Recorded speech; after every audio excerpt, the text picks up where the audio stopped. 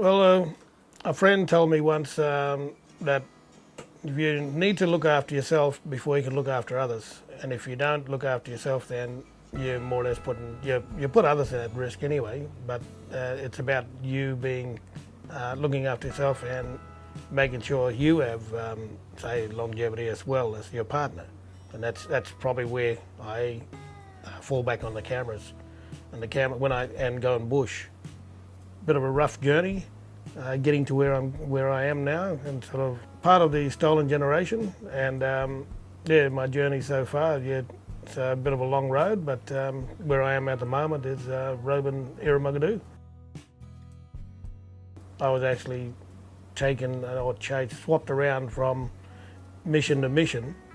So as a young baby, to not have mum and dad find me, I guess, way back in the day, I guess, and then taken down to Currup and probably Marybank, and then swapped around back over to Nunortia in the later years when I got a little bit older.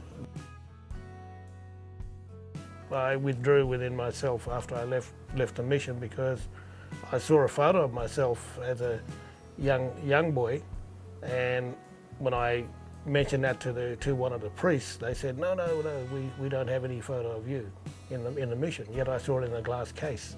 So here, and then this sort of gives me an idea of what sort of people that I was actually, dealing with, trying to be honest and get my photo from there that I saw, and trying to make me look like I was, wasn't quite there at all. When I was 18, I was in Fremantle prison. Suicide, the word had never popped in my head, but it was just a thought that came up then. You were incarcerated, sort of in Fremantle prison, and then it was just a little thought, and then it popped out again.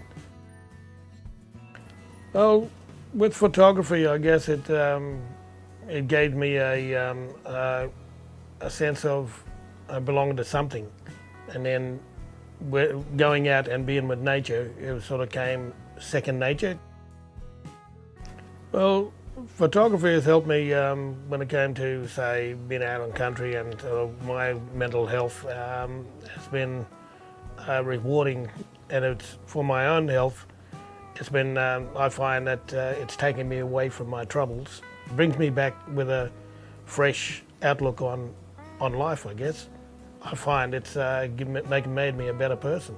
As a full-time carer, it is a tough job, but it's one of those ones where I commit myself fully to it to have a bit of release, I guess, from what I'm doing when it comes to, say, being a full-time carer.